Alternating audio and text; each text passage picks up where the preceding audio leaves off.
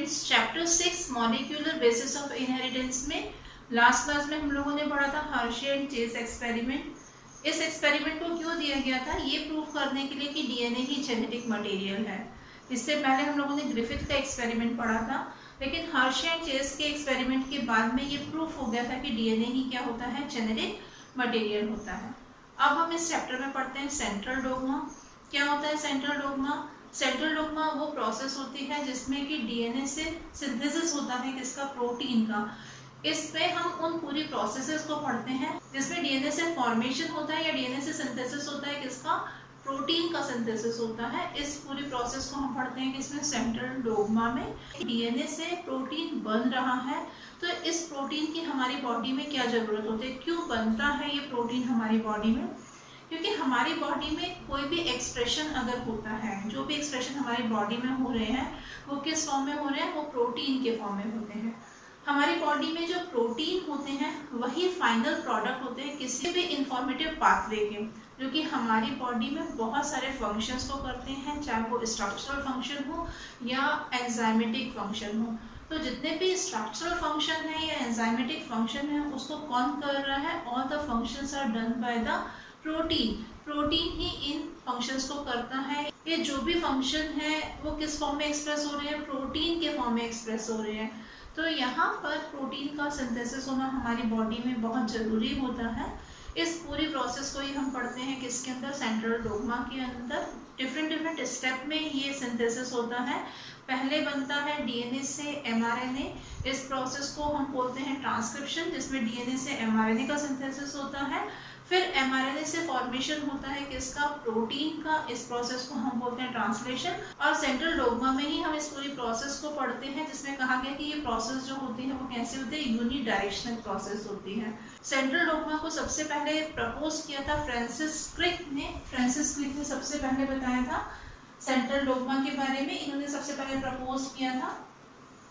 ये स्ट्रक्चर आपको मालूम है क्या है, डीएनए है। डीएनए डबल हेलिकल स्ट्रक्चर होता है। डबल हेलिकल स्ट्रक्चर पढ़ा हुआ है आपके वॉटसन एंड क्रिक मॉडल। जब हमने पढ़ा था तो हमने देखा था कि डीएनए क्या था, डबल हेलिकल स्ट्रक्चर है, 2 स्ट्रैंड से मिलकर के बनता है। यहाँ पर डीएनए से सिंथेसिस होता है किसका, डीएनए का ही। डीएनए से डीएनए बनने की जो प्रोसेस होती है, इस पूरी प्रोसेस को हम बोलते हैं रेप्लिकेशन प्रोसेस। एक डीएनए जो है उससे दूसरे डीएनए का सिंथेसिस होगा, ये प्रोसेस है रेप्लिकेशन। इसको हम डिटेल में पढ़ेंगे आगे। डीएनए से एमआरएनए बनना, यहाँ पर डीएनए जो होता है इसमें जो इंफॉर्मेशन कोड होती है वो इंफॉर्मेशन किसमें ट्रांसफर होती है, एमआरएनए में, मैसेंजर आरएनए। और यहाँ पर जो डीएनए रहता है, डीएनए डबल स्ट्रैंडेड स्ट्रक्चर होता है, लेकिन आरएनए जो रहता है वो सिंगल स्ट्रैंडेड स्ट्रक्चर होता है। डीएनए से एमआरएनए बनने की जो प्रोसेस है, इस प्रोसेस को कहा जाता है ट्रांसक्रिप्शन प्रोसेस। ये पूरी प्रोसेस जो है वो क्या है, ट्रांसक्रिप्शन। कौन सी प्रोसेस, डीएनए से एमआरएनए बनने की प्रोसेस। डीएनए से एमआरएनए कैसे बनता है इसको भी हम आगे डिटेल में पढ़ेंगे।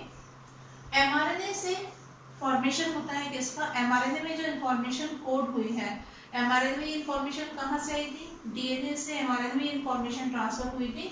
एमआरएनए से यहाँ पर किसका फॉर्मेशन होगा, एमआरएनए से किसका सिंथेसिस होगा, प्रोटीन का। तो यहाँ पर जो एमआरएनए रहता है, एमआरएनए से प्रोटीन्स बनने की जो प्रोसेस होती है, इस प्रोसेस को हम बोलते हैं ट्रांसलेशन प्रोसेस।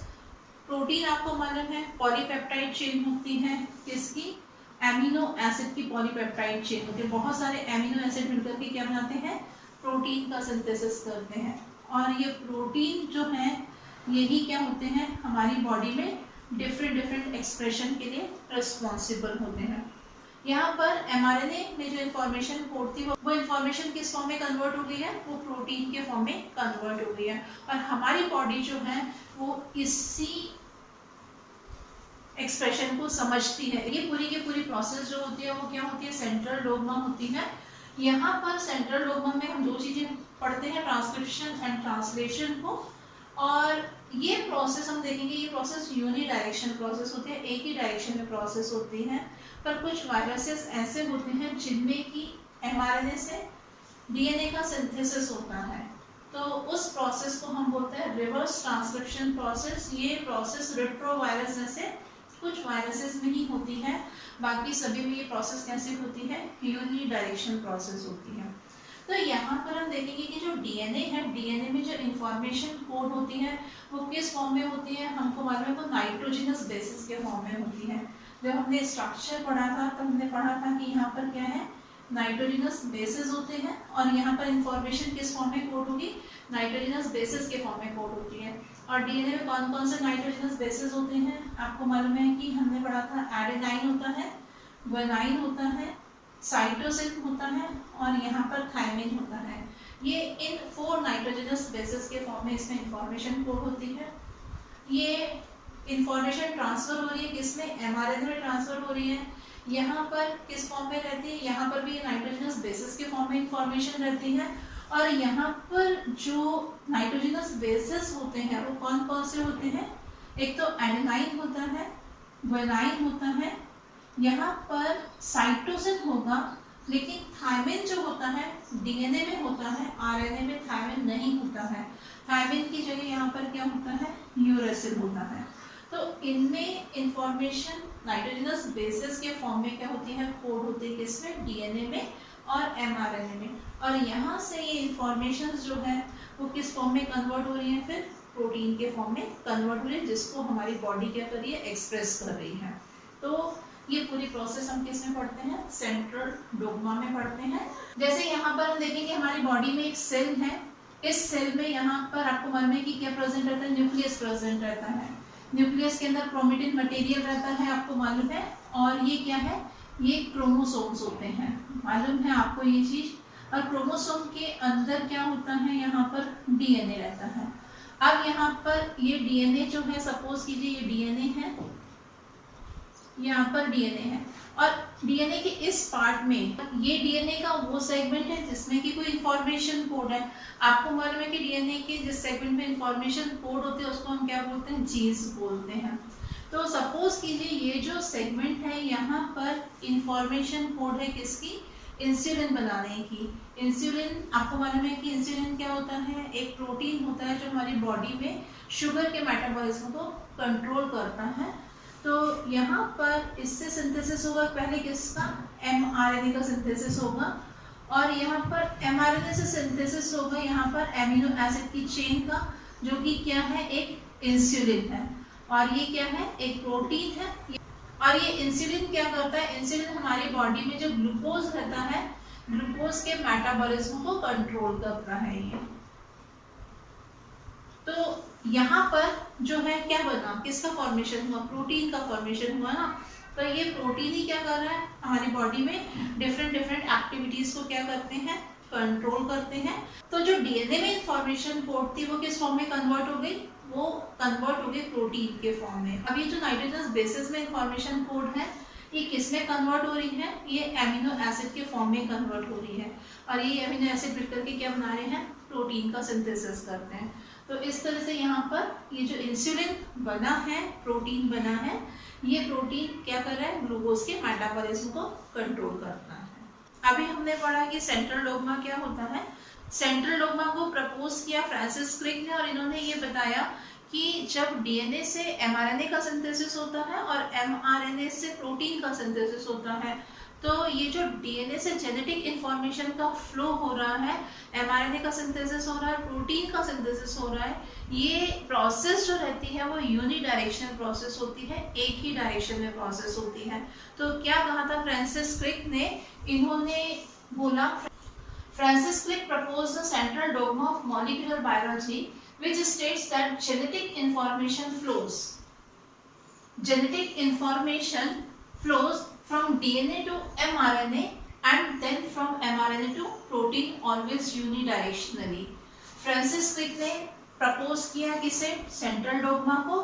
और इन्होंने क्या बताया कि जेनेटिक इंफॉर्मेशन का जो फ्लो है वो कहाँ से कहाँ तक हो रहा है, फ्रॉम डीएनए टू एमआरएनए। हमारे जो डीएनए में इंफॉर्मेशन कोड होती हैं वो कैसे ट्रांसफर होती है, उनका फ्लो क्या होता है, पहले डीएनए से इंफॉर्मेशन ट्रांसफर होती है एमआरएनए में, और एमआरएनए बनने की जो प्रोसेस होती है, डीएनए से एमआरएनए बनने की प्रोसेस को हम क्या बोलते हैं, ट्रांसक्रिप्शन प्रोसेस बोलते हैं। And then from mRNA to protein. इसके बाद में जो mRNA है, mRNA से जो प्रोटीन बनने की प्रोसेस होती है, इसको हम क्या बोलते हैं, ट्रांसलेशन प्रोसेस बोलते हैं। और ये क्या होती है, ये यूनिडायरेक्शनल होती है, यानी कि हमारे डीएनए में जो जेनेटिक इंफॉर्मेशन कोड होती है, उस इंफॉर्मेशन का फ्लो होता है। कैसे, डीएनए से बनता है mRNA, यानी कि जो डीएनए में इंफॉर्मेशन कोड थी वो कहाँ तक पहुँचती है, mRNA तक पहुँचती है। और mRNA से सिंथेसिस होता है किसका, प्रोटीन का। तो जो डीएनए से mRNA बनने की प्रोसेस होती है, इसको हम बोलते हैं ट्रांसक्रिप्शन प्रोसेस। और mRNA से प्रोटीन सिंथेसिस की जो प्रोसेस होती है, इस प्रोसेस को कहा जाता है ट्रांसलेशन। तो ये प्रोसेस जो होती है वो कैसे होती है, यूनिडायरेक्शनल, यानी कि एक ही डायरेक्शन में ये प्रोसेस होगी। लेकिन कुछ वायरसेस जैसे रेट्रोवायरस है, उनमें ये प्रोसेस जो होती है वो बायडायरेक्शनली भी हो सकती है, तब हम उसको क्या बोलते हैं, रिवर्स ट्रांसक्रिप्शन बोलते हैं। तो यहाँ पर देखिए क्या होता है कि डीएनए से डीएनए का सिंथेसिस होता है। तो डीएनए से डीएनए की सिंथेसिस को हम क्या बोलते हैं, रेप्लिकेशन बोलते हैं। डीएनए से इंफॉर्मेशन का फ्लो होता है mRNA में, मींस जो डीएनए में इंफॉर्मेशन कोड है, डीएनए पर किसका फॉर्मेशन होता है, mRNA का फॉर्मेशन होता है। डीएनए टेम्पलेट पर mRNA बनता है और सारी की सारी इंफॉर्मेशन जो होती है वो कहाँ पर कोड हो जाती है, mRNA में कोड हो जाती है। तो डीएनए से mRNA बनने की जो प्रोसेस है, इस प्रोसेस को हम क्या बोलते हैं, ट्रांसक्रिप्शन प्रोसेस बोलते हैं। mRNA से किसका फॉर्मेशन होगा, प्रोटीन का, यानी कि जो mRNA में इंफॉर्मेशन कोड है वो अब किस में कन्वर्ट हो जाएगी, वो एमिनो एसिड्स के ग्रुप में कन्वर्ट हो जाएगी। एमिनो प्रोटीन आपको मालूम है, प्रोटीन क्या होते हैं, ग्रुप ऑफ एमिनो एसिड है, polypeptide chain of amino acid है। तो mRNA से क्या होगा, प्रोटीन का सिंथेसिस होगा। mRNA से प्रोटीन बनने की प्रोसेस जो होती है उसको हम क्या बोलते हैं, ट्रांसलेशन बोलते हैं। और ये प्रोसेस जो है वो क्या है, यूनिडायरेक्शनल प्रोसेस होती है। लेकिन कुछ वायरसेस ऐसे होते हैं जिनमें कि mRNA से सिंथेसिस होता है, किसका, डीएनए का सिंथेसिस होता है। तब हम इस प्रोसेस को क्या बोलते हैं, रिवर्स ट्रांसक्रिप्शन प्रोसेस बोलते हैं। तो इस तरह से ये पूरी प्रोसेस जिसमें कि डीएनए से किसका सिंथेसिस हो रहा है, प्रोटीन का सिंथेसिस हो रहा है, इस पूरी प्रोसेस को हम क्या बोलेंगे, सेंट्रल डोग्मा बोलेंगे। और ये प्रोसेस कैसे होती है, यूनिडायरेक्शनल प्रोसेस होती है। सेंट्रल डोग्मा के बाद में अब हम पढ़ते हैं डीएनए पैकेजिंग। डीएनए की लेंथ अलग अलग ऑर्गेनिज्म में अलग अलग होती है। स्टीरिया कोलाई में इस डीएनए की लेंथ होती है 1.36 मिलीमीटर। और अगर हम ह्यूमन बीइंग की बात करें तो ह्यूमन बीइंग की सेल्स जो रहती हैं, इनमें डीएनए की लेंथ होती है 2.2 मीटर तक। तो इतना लंबा जो डीएनए रहता है, ये डीएनए सेल के अंदर कैसे रहता है, या सेल के न्यूक्लियस में कैसे रहता है, तो ये एक सुपरकॉइड स्ट्रक्चर फॉर्म करता है। इसी को हम बोलते हैं डीएनए पैकेजिंग। और डीएनए पैकेजिंग की ज़रूरत क्या है, क्योंकि हमारी जो सेल्स होती हैं, सेल का साइज जो होता है बहुत स्मॉल होता है, उसके अंदर न्यूक्लियस प्रेजेंट होता है, न्यूक्लियस के अंदर होता है क्रोमोसोम, और क्रोमोसोम में होता है डीएनए। तो यहाँ पर डीएनए जो है इतने छोटे से स्ट्रक्चर में, सेल के इतने छोटे से स्ट्रक्चर में इतना लंबा डीएनए जो है वो किस तरह से सेट होगा, इसी को हम बोलते हैं डीएनए पैकेजिंग। तो ये जो डीएनए है वो बहुत ज़्यादा कंडेंस्ड फॉर्म में, सुपरकॉइल्ड फॉर्म में प्रेजेंट रहता है, इसी को कहा जाता है डीएनए पैकेजिंग। आज हम पढ़ेंगे DNA packaging in prokaryotes. Prokaryotes क्या होते हैं, प्रो मीन्स होता है प्रिमिटिव और कैरियोट्स मीन्स होता है न्यूक्लियस। मीन्स ऐसे ऑर्गेनिज्म जिनका न्यूक्लियस जो है वो प्रिमिटिव टाइप का है। प्रिमिटिव टाइप के न्यूक्लियस से मतलब है कि जिनमें वेल डिफाइंड न्यूक्लियस नहीं होता है, या जिनमें न्यूक्लियर मेम्ब्रेन जो रहती है वो नहीं प्रेजेंट होती है, न्यूक्लियर मटेरियल के चारों तरफ न्यूक्लियर मेम्ब्रेन प्रेजेंट नहीं होती है। तो इन सेल में जो डीएनए रहता है वो कहाँ पर होता है, जो सेल रहती है सेल के अंदर ही, यहाँ पर जो डीएनए रहता है वो इस तरह से साइटोप्लाज्म में स्कैटर्ड रहता है। तो यहाँ पर जो प्रोकैरियोट्स रहते हैं, प्रोकैरियोट्स पर डीएनए कहाँ पर होता है, डीएनए साइटोप्लाज्म में होता है, क्योंकि इनमें प्रॉपर न्यूक्लियस नहीं होता है। यूकैरियोटिक ऑर्गेनिज्म की सेल आपने देखी हुई है कि इसमें जो रहता है प्रॉपर न्यूक्लियस प्रेजेंट रहता है, और इन न्यूक्लियस के अंदर होता है क्रोमेटिन मटेरियल या डीएनए होता है।